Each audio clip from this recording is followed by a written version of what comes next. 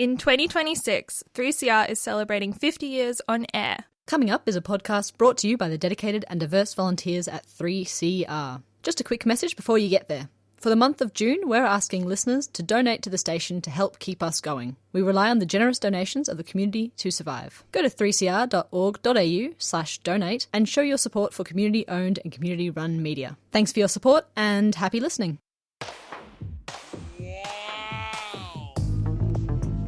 But you also had people that were very fine people. Very fine people on both sides. And the aliens would mind meld and give them the technology. They're bad aliens. So are you surprised that Nazis were influenced by demons? No, if demons are real, I would definitely think they'd be on the side of the Nazis. Yeah. McDonald's is connected to the Clintons.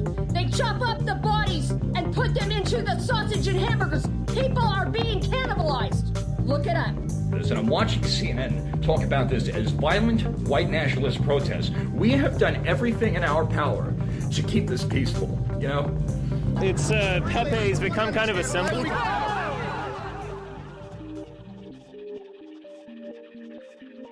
Welcome to Yeah Nah Pasaran, a show about fascism and its grave diggers. I'm Cam Smith.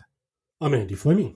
And this week we have the supreme pleasure of being joined by Dr. Kaz Ross, who is an expert on the Australian far right, and of course her mastermind special subject, Steve Bannon. Thanks for joining us, Kaz. Thank you very much, Cam. Happy to be here. Kaz, we last spoke to you back in January, which is approximately 6 months ago now. The federal government had just announced that they were going to prescribe the National Socialist Network and Hizb ut-Tahrir under new legislation, which would allow for a lesser bar to clear in order for a group to be prescribed. Then very little happened for quite some time. I cannot remember if I made the statement a few weeks ago on the show that I'd heard that there was no intention of prescribing the NSN because they had announced that they had shut down. If the guy that does a podcast about every episode of the show could let me know if I said that or if I just thought it. If I didn't say it, I never did. But if I did, mea culpa, they were prescribed and now they're properly shut down. So, Kaz, what's going on? Yeah, this is a very good question. I don't think you're the only person that thought that. There seem to be lots of rumours going around saying that, oh, job done, no NSN now. So, yeah, we can just go back to normal transmission. But I think a couple of things happened. And in January 26, of course, we saw March for Australia. And since that time, we've seen March for Australia basically, it's hard to differentiate them in their message from NSN in terms of white genocide, white replacement, remigrate all migrants, blah, blah, blah. So there is still that sort of street movement going on. And in fact, the minister referred to that in his presser where he was talking about the prescription.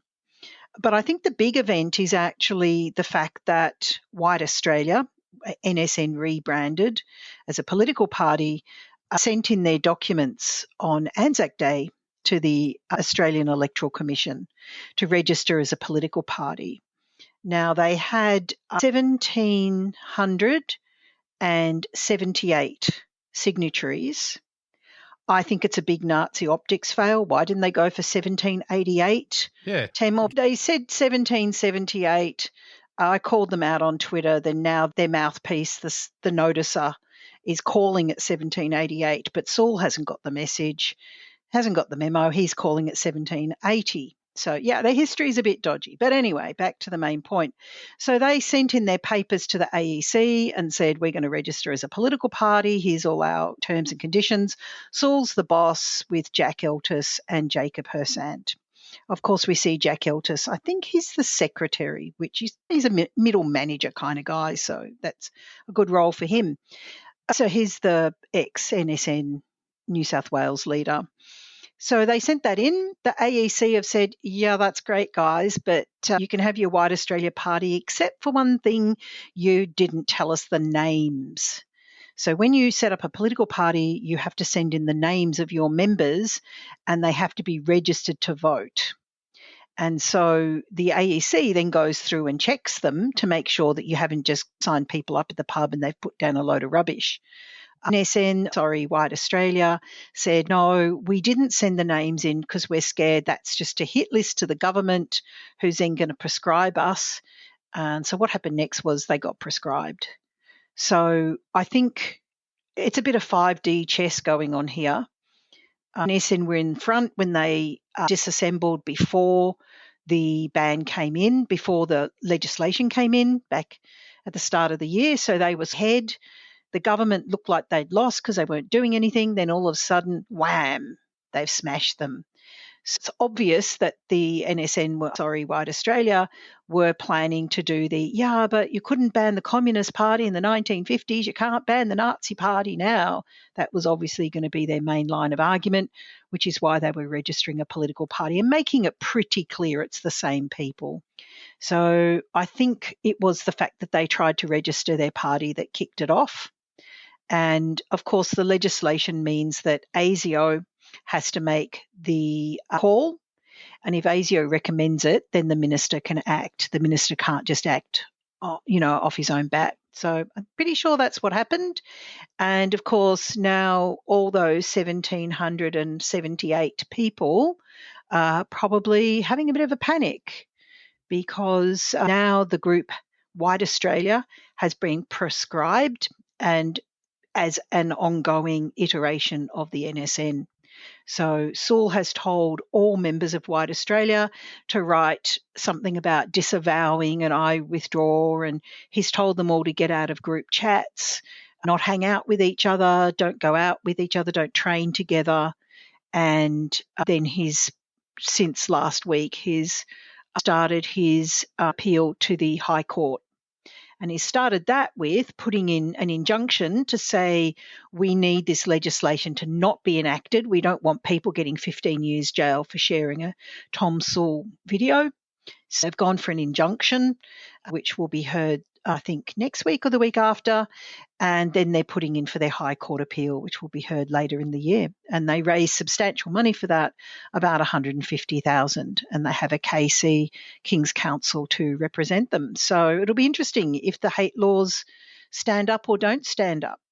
Kaz, one thing that I recall in relation to the trepidations the group has had about submitting names to the AEC, of course, that brings to mind when some years ago the membership lists of One Nation were published by AJAC, but also I think more recently, I think it was possibly Chris Minns in New South Wales who declared that, as I recall it, names that were known to the authorities might be at risk of being divulged publicly.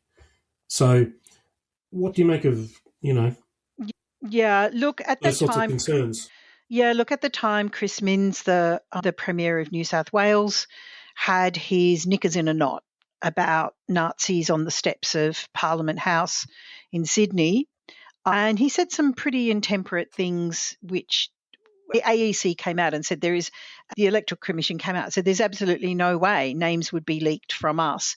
And in fact, if you look at it, I think the One Nation list was leaked by a staffer or a former staffer or volunteer. So it was leaked from within the House, and it certainly wasn't the AEC. But clearly it's a stunt from Sewell to say, we don't trust the government, we're just trying to register a political party, we're living in an authoritarian state, and it's not a liberal democracy, and we don't trust the government to keep us safe and keep our members safe. On the other hand, they're also saying, on the Tom Sewell side, they're also saying it's not just the 1,778 people. We represent about 5,000 people, ex-members and supporters, and what are those people going to do now? Which is a vaguely threatening kind of, there's no political solution, and we know what that means in Nazi talk. That means violence.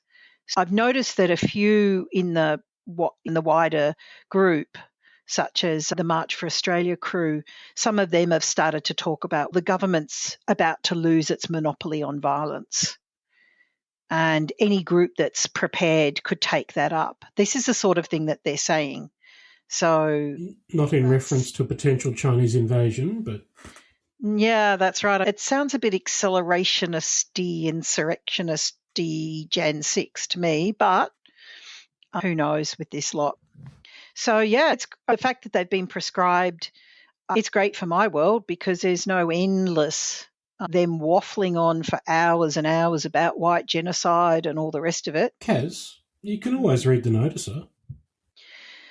Yeah, well, I notice quite a few people do read the noticer, including people on the left. Yes, I don't really use X the everything up very often or at all these days, but the ease with which their propaganda is recirculated by those who would otherwise not be sympathetic to the views of such publications is yeah, for sure, speaks to a certain lack of discernment, but also I think the ways in which some of the propaganda they're producing actually resonates beyond the fascist circles and the white supremacist circles that they generally cater to. Yeah, absolutely. There was an example of that this week when one of the shock jocks on 3AW basically read out a noticer article about a particular person who was here on a permanent resident visa, I think, and he was caught with child pornography on his computer. And the government decided he did his time. And then when he came out, the government said, that's it, mate, we're taking your visa away, off you go, push off back to India. And he took it to the tribunal and his visa was restored on the basis that he was gay and he wasn't out in India and he would be discriminated against in India. And the noticer had been writing about these cases. They love these sort of cases. And I noticed 3AW basically just read out the noticer and made a bit more outrage about migrants. So they're doing their job, which is to foment dissent and division and racism. So they're doing a good job at that. And it's very sad that people just don't seem to understand that it's not value neutral and it's all part of the Nazi project. Yeah, it doesn't sound like it's doing anything for social cohesion, Kaz. Yeah, not really. I'm not such a fan of social cohesion myself, but I'm also a bigger not fan of racism. So, yeah, I think that social cohesion, the way that the government's used the term, is a bit social, not even consensus. It's just agreement. You will blend in. It's a bit assimilationist, I think, the term social cohesion, instead of allowing for political dissent. And we can see that in reference to the Palestinian protests, that, it's not for social cohesion. It's right to stand up against genocide. So if that makes us less cohesive, so be it. In the wake of this prescription being announced, what has the impact been on the March for White Australia crowd? Yeah, that's an interesting one. This is a crowd of people that were hanging around the freedom movement during COVID times. After COVID, okay, what are we going to focus on now? All just kicking around. And then suddenly, migration became their big thing. Of course, completely tended and nurtured and fertilized by neo-Nazis online, particularly Twitter, but also Telegram.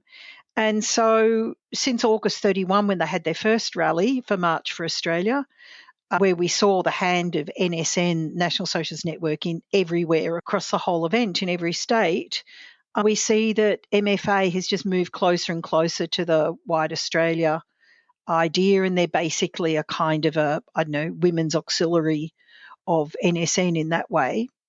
So it's panicked them. They're worried. They're quite frightened that they're going to end up with 15-year jail sentences for sharing NSN stuff or expressing support. So they closed down some of their chats.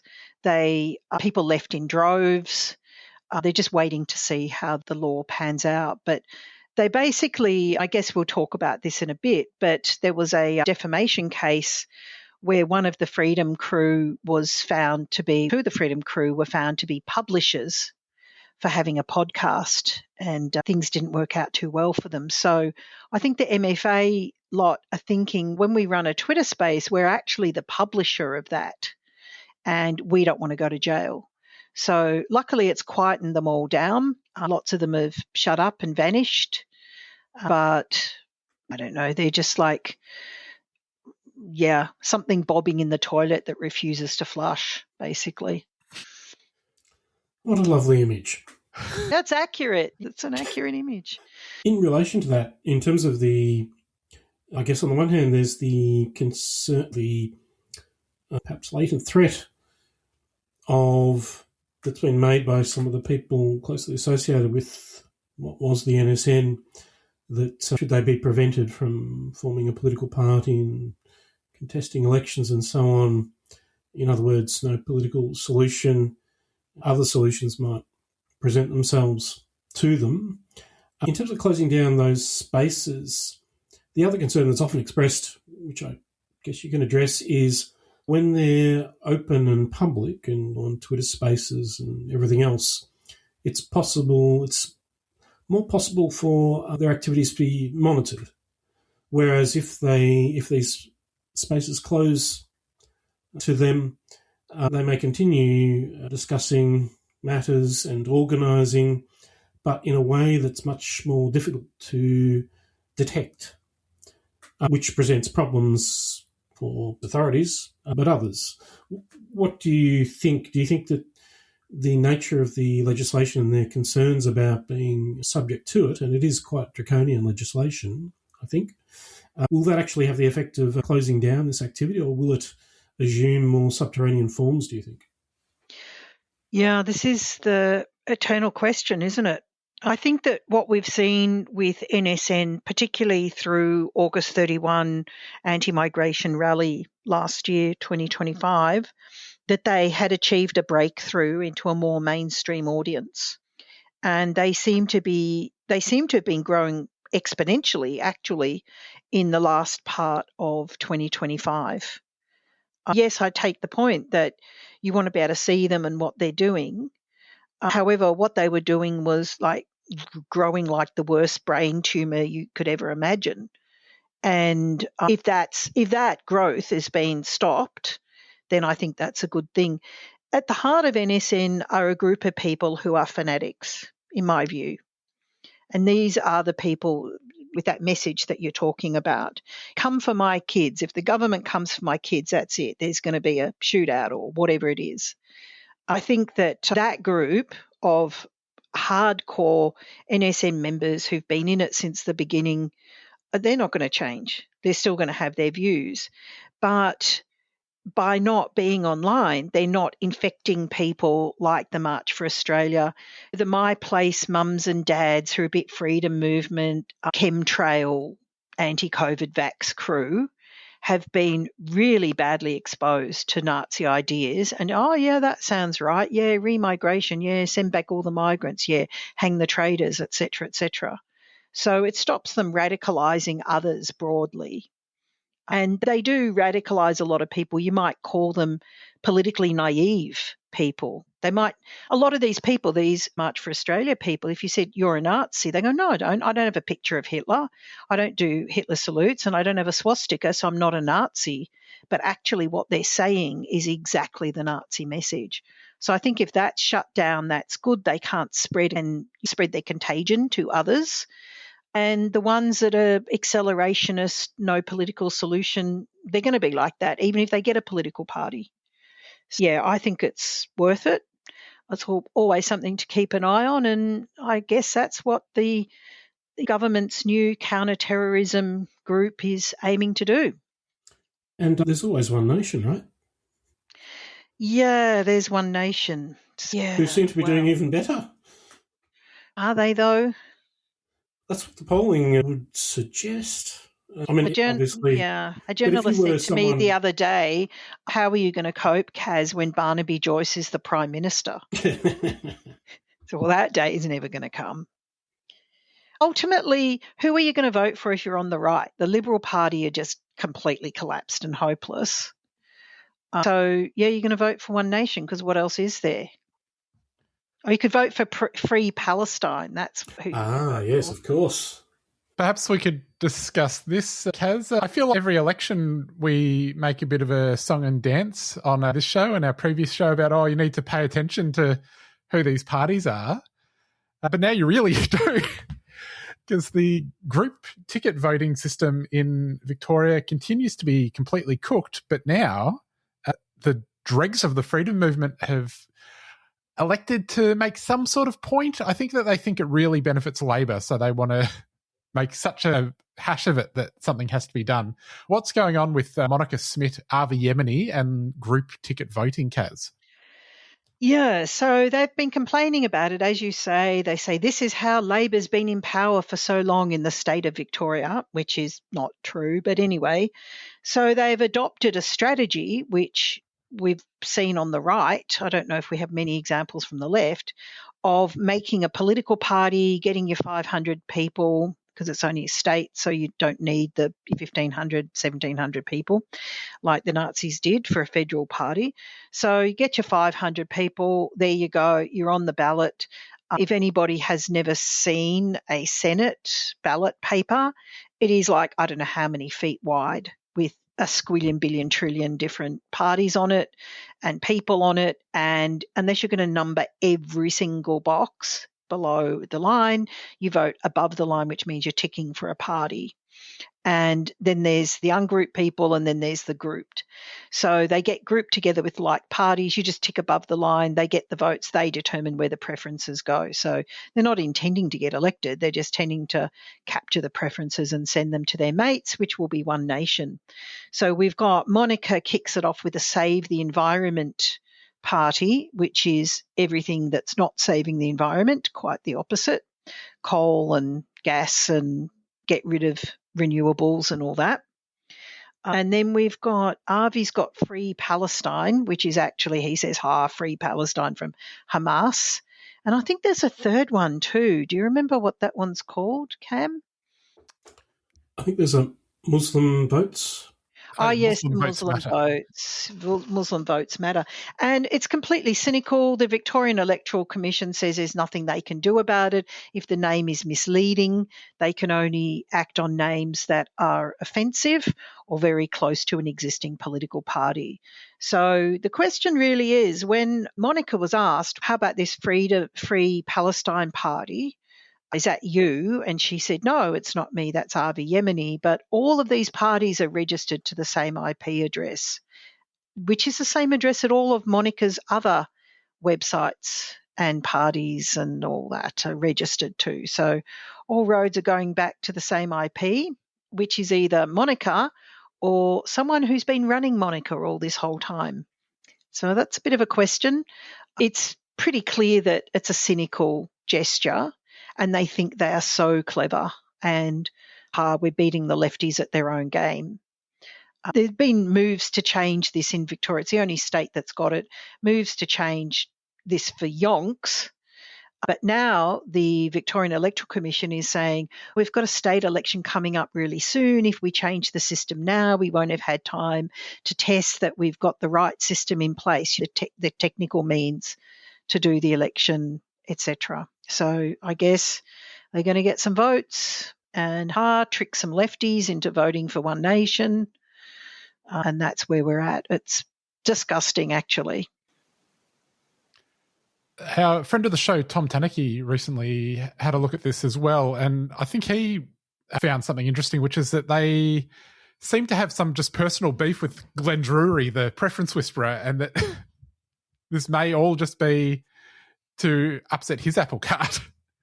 Yeah, he's the one who stymied the strategy, as I understand it. So they're trying to beat him at his own game. Also, one thing I'll say in defence of the group ticket voting system is that it did give us Ricky Muir from the Australian Motoring Enthusiast Party, the one time it worked. Yeah, and how surprised was Ricky Muir to get elected? Was rather surprised. But he did do a solid job, actually. He turned out to be an okay guy, and he did do a solid job for some revhead from the bush. But, yeah, look, that was a one-off, Cam. Sorry, I don't think Avi and Monica are going to turn up anybody of his calibre. No, sadly not. Just one other thing, Kaz. In the UK, we had a big rally recently, Unite the Kingdom, led by Stephen Yaxley Lennon, also known as half a dozen other names. One person who wasn't present was Mr. Yemeni, who was denied entry to the country, apparently, on the basis that he'd cause a fuss. Yeah, as we know, Avi and Tommy have a lot in common, not just being exceedingly short men, but also they are employed by Ezra Levant of Rebel Media, which is funded by a very wealthy Zionist person. And their job, and Tommy Robinson's job right from the beginning from the English Defence League, was basically pick on Muslims to cause a lot of dissent against Muslims in the service of Israel, is effectively what happened. And that's what happened in the Unite the Kingdom. There was some fantastic undermining of Tommy Robinson's message during that day, in particular by the entertainment. I don't know if you two saw this, but he did I thought it was really entertaining. It was entertaining, but not in the way they thought. It is worth looking it up. He gets some evangelical preacher type to get up and sing. And I think someone said this is the first time I've ever seen a band and the singer, all of them playing in different keys at the same time. It was horrendous. It was not good. It was not good. And the numbers weren't great. He says they were brilliant, but of course they weren't. So this is basically yet again more in the war against Muslims that we see around the world. And that's a war that Avi Yemeni happily engages in when he has his Muslim Votes Matter fake party. Kaz, just finally, we couldn't let you go without getting an update on our friend Stephen Bannon. What's he been up to lately? Yeah, he's a happy chappy. He was done for contempt for court a couple of years ago because of the January 6th insurrection in the US, and he refused to hand over documents. He did 4 months in a low security correctional facility. And now the Supreme Court said, you don't have to worry about that. And they want the conviction squashed. So they're sending it to a lower court. So that'll be him off scot-free. Will he be eligible for his share of the $1.8 billion federal fund that has been formed by the US government for January 6 defendants? Look, it's just crazy, isn't it? The amount of money you get for inciting people to kill cops and to kill cops, bash cops, which is what happened on January 6. Who knows? He's not short of a quid himself, but he's also got a history of raising money in a dodgy manner. Remember, he took all that money for building Trump's wall and then didn't build Trump's wall. I don't know if you've covered it before, but he was boasting in the Epstein files about giving good political advice to Clive Palmer and telling Clive Palmer how he should be spending his money to be successful in Australian elections. So I guess we can judge the usefulness of the advice on the results, which weren't that great for Mr. Palmer, despite all the money that he put into it. No, maybe you told him you should be sure to send out lots of leaflets relating to federal elections in non-election years. That might be a good use of your money. Flooding the zone, Cam. He's flooding the zone. I guess just very finally, Kaz, as an expert in the space, I was wondering what your opinion of this is. Do you think it's a good idea to give a lot of money to people who have a track record of trying to overthrow the government, especially when one of their chief complaints is they don't like an elite ring of pedophiles running that government, and that's why they want to overthrow it? If you happen to be an elite pedophile president, would you give those people $1.8 billion?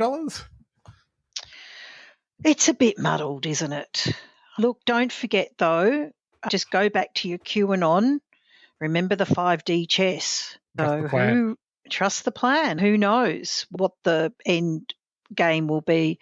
I think I'm sure you've talked about it many times on the show, the whole political situation in the US is extremely concerning. And this is just more evidence of that. It's, as my old mum would say, the world has gone mad in a not very good way. So, I guess I'd like to raise one thing with you two is what did you make of the John Safran documentary that aired on the weekend, which platformed Jacob Hassant from NSN? He prefaces it by saying there are some people who argue you shouldn't give a platform to Nazis because that's what they want. They get all the attention. But on the other hand, we need to shine a spotlight on them and bring them out into the sunlight and know what they're up to and reveal their secrets. Yeah. So that's how he prefaced it. And then he went and talked to Jacob, and then Jacob taught him how to do a Hitler salute. Yes. I didn't think anything was revealed about Mr. Hersant or Nazis that wasn't already known. So in that sense, I don't think the exercise was necessary, but I also viewed it as being part of John's shtick, which he's been doing for many years, which is precisely to talk to all sorts of people that belong to the world of the weird and wonderful. So I didn't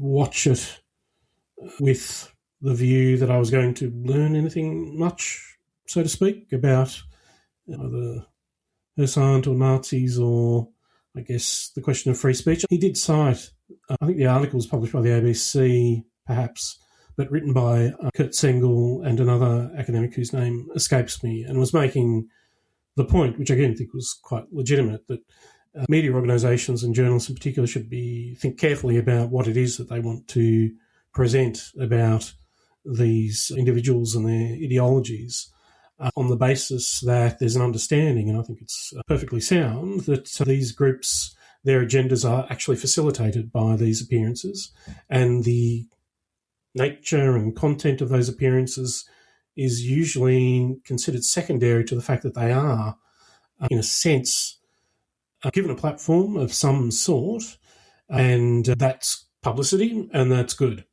And I did think it was interesting. My impression was in watching the interview, Hersant didn't pretend he wasn't committed to his viewpoint. His viewpoint is that of a Nazi. The implications of the Nazi agenda for Jews and numerous other groups is annihilation. So I think in that context, where there's kinds of implications of in any way furthering those groups through publicity is something that needs to be taken quite seriously. But of course, John is a comedian, so the two is a certain clash there perhaps. I do recall also that, and the episode, I think it Shut Your Big Fat Mouth, John Safran, also referred to some of his previous work, but one thing that wasn't included was when he, in I don't know which show it was, he arranged to interview David Irving, the revisionist historian. And the sting in the tail in that one was that I think somehow or other Mr. Irving became locked in his studio, and I think there was a kind of pretense at introducing chemicals into the space which would have nominally killed him, which of course is a reference to the use of chemicals to annihilate a very large portion of European Jewry. So Safran's going to Safran. The concern I have is that I think the capacity to do that sort of thing and have it be relatively, let's say, benign or not damaging is also dependent on the extent to which there's any audience for these ideas and any support for these sorts of projects. And if there's one thing that's, I think, plain about the last 10 years, and of course there was also reference to John's having authored, depends on what you mean by extremist and so on, in which he attended the rally in Bendigo and spoke to various Nazis and others in a fairly kind of jocular manner, but with a view to finding out who are these guys. I think we know who these guys are, really. I don't know if there's any need, or even if that was the purpose of this happening, but it was also subsumed under the idea that there's this thing called offence, which has emerged since he cut his teeth in the 90s doing his thing, and now the world is transformed, or society is transformed to such a degree that the sorts of things that he could do, or others like him could do, in the 90s is no longer considered as acceptable. So there's been a cultural shift, and that's what I think was intended as being the subject matter.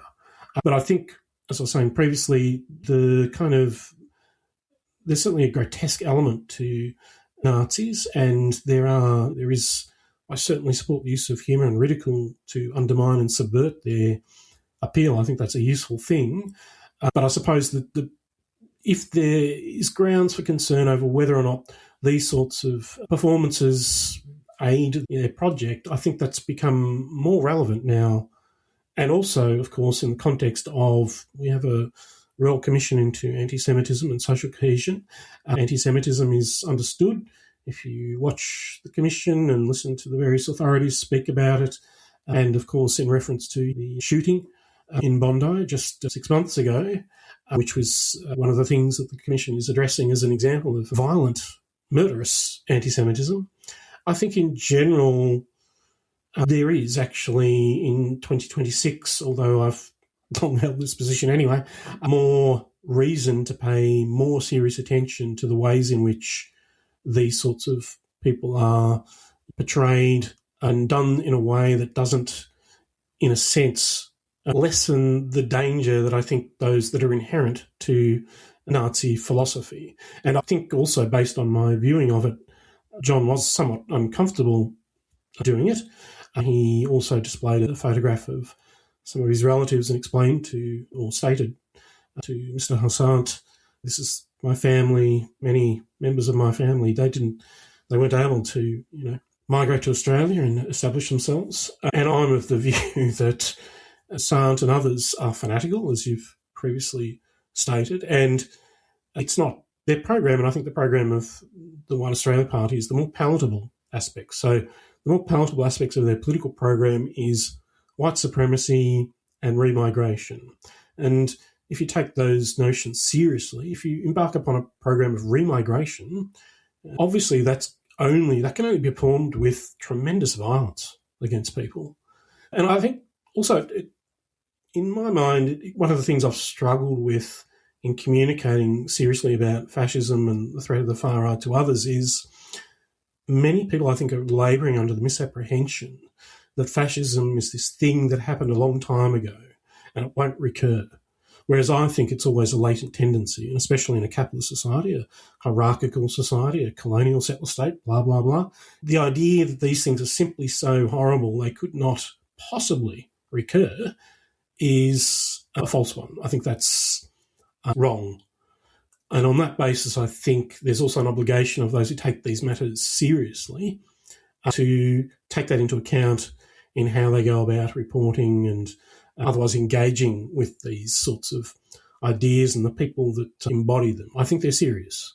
And I think I find Nazi politics obviously completely repugnant, but also that it's possible to over-egg the comical aspects. The fact that Mr. Hassant dreams, as do the others, of assuming state power and employing it in all these ways that are catastrophic for many.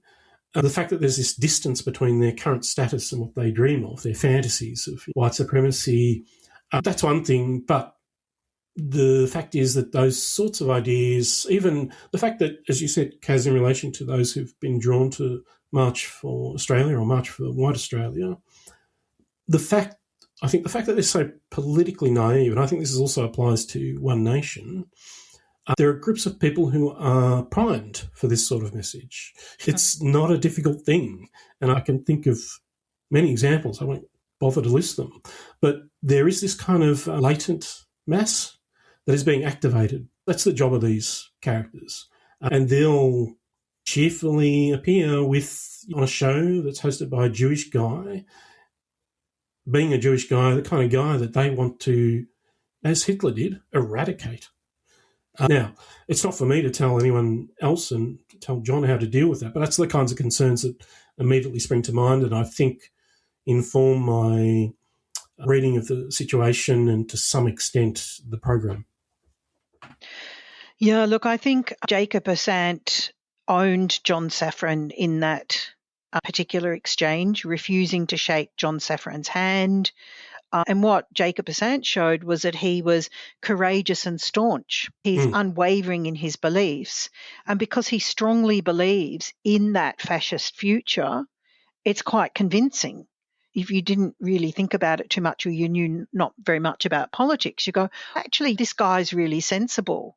We're living in an incredibly anti-Semitic time, and he's saying Jews should all go to Israel. That will strike home with a lot of people on the right and on the far right, but even the not so far right. And also I thought that he basically was unwavering in his beliefs. And then at the end, John Safran takes him outside and says, "Oh, teach me how to do a Hitler salute." And they don't show it on camera because obviously it's a banned gesture in Australia. You and could I be felt prosecuted. yeah, you can be prosecuted. So I felt that was belittling actually the power of the Nazis. He tried to use his usual shtick of turning it into comedy and putting all these things and showing what a hideous monster he was. And I don't think it worked. And I think that the test for that is, did the Nazis repost it? And yes, they did. Jacob Hersant himself has reposted that. So you might argue that it's being shown on the multicultural, multilingual TV channel SBS. So what's the audience? Probably not a lot of One Nation voters would be watching that. However, of course, these things have an afterlife and circulate widely. So this has become a piece of propaganda. If it was bad, you would never see it again on any Nazi website, Yeah. but we've already seen it posted by Jacob. So in that way, I think John Safran did us all a disservice by making Hersant look like a presentable, I wouldn't say likable, but a presentable political figure, and increase his brand recognition as well. Yeah, So I think it was a big miscall to do it. Sure. I take your point. And I guess the other point is, to some extent, that kind of underscores the fact that it doesn't really matter what what John thought he was doing with the material. The fact is that material can be made use of and will be made use of by these groups for their own purposes. Whereas if you decided, I don't want to provide material that might be used by Nazis for their propaganda, he wouldn't appear and the Nazis would not have that material available to them to make use of. Maybe, I don't know if that was a consideration when making the program or if it was not something that would have occurred at all to John and the producers. I don't know. Yeah, unfortunately, we've seen, particularly in the last sort of 10 months, I would say, since March for Australia on August 31, a fascination across the media with Nazis. Wanting to talk to them, wanting to interview them, wanting to film them, wanting to do stories about them. Yeah. And that is not going to serve any of us well. It's great clickbait, though. That is true. I did watch the show, I have to say. It worked. I didn't know that Hersant was going to be on it, so I didn't watch it for that reason, but I just was going to add that previously, some years ago, if I were to post on the blog about some Nazi thing that was happening, there'd be a lot more attention than normally. It was the kind of thing that automatically draws attention. And I think that's part of the Daily Mail is the probably best example of the ways in which that sort of, and I'm not referring simply to Huzzah for the Black Shirts. I'm talking about the ways in which they render these characters. It's wonderful tabloid fodder. And of course, the risk is that along with providing opportunities for Nazi propaganda formulated on that basis, it can trivialise what is actually an abhorrent doctrine. Yeah, and when people see a Nazi like Jacob Hersant, they think he looks like a presentable young guy. He seems pretty calm. He's not saluting everywhere. He doesn't have swastikas tattooed on his forehead. You know, he seems all right. And he's a dad. He's got a young kid. Good Even he's on Centrelink. Good family. He seems a pretty good bloke. Yeah, so good on you, John Safran. I think something that might have worked 10 years ago, you haven't really caught up with the politics of platforming truly. And because he's framed everything as offence, it's like hate speech is only offence. He hasn't looked at the harm caused by hate speech. Yeah. So he's missed a whole element of the debate, the most important part of the debate of what are the actual outcomes of hate speech, what are the actual impacts of hate speech. And he wasn't really talking to any of the victims and the targets of hate speech because he took that position himself as the Jewish presenter. I also think the thing about offence, I don't care. I've read countless insults and nonsense from Nazis. I'm not offended. It's not a matter of I'm offended my by Angus Taylor and Pauline Hanson. Well, if you want to be offended, there's a lot to be offended about in our capitalistic, racist society. Sure, but that's from my perspective. The point is not to be offended. The point is to be organised. Yeah. If you take this stuff seriously, it's also about recognising that the racism, the white supremacy, the anti-Semitism, what makes it dangerous is when it's wedded to power. Right. Exactly. Otherwise, it's just some wanker. It's that's taking it seriously. So, yeah, it's abhorrent and this and that and the other, but really, a serious analysis recognises, as you say, the harms, but the ways in which those harms are multiplied many times over when they're wedded to power, state power, and that's their ambition. For me, it's this stuff about offence, whatever. It personalises it. That's the other thing. It individualises it and personalises it. Yeah, you're right. And it becomes just a subjective, personal thing. You're offended. I'm offended by you. And that's where I think John Safran really needed some guidance on what the actual issue is with hate speech. Yeah. So I'm sure his show would have worked maybe 10 years ago, but now not so sure. On that note, we'll leave it there. If you want to find out what Dr. Kaz is being triggered by next, you can find her on Twitter @TazzyKaz, and we'll catch you next week. We will. Thanks, Cam.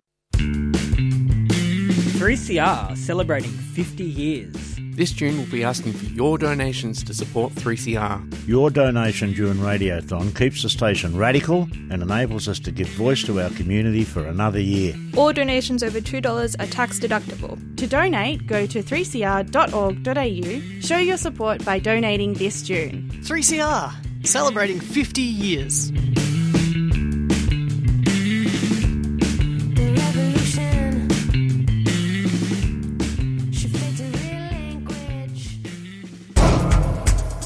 Every day, people in prisons across Australia are subjected to strip searching. It is an unnecessary, degrading and deeply harmful practice that must end. It involves a person literally being stripped of their dignity, forced to remove their clothing for their bodies to be inspected by prison guards, being forced to submit to humiliating requests like bending, squatting and spreading their legs. In many prisons, people are subjected to this repeatedly and routinely. Children as young as 10 years old are being forced to remove their clothes and have their bodies inspected by adults. We're calling on the federal government to stop state-sanctioned violence by ending the routine, unregulated use of strip searching in prisons across Australia. Go to endstripsearching.com. Together, we can demand a system that upholds dignity, safety and human rights. Fig Jam is a 3CR supporter.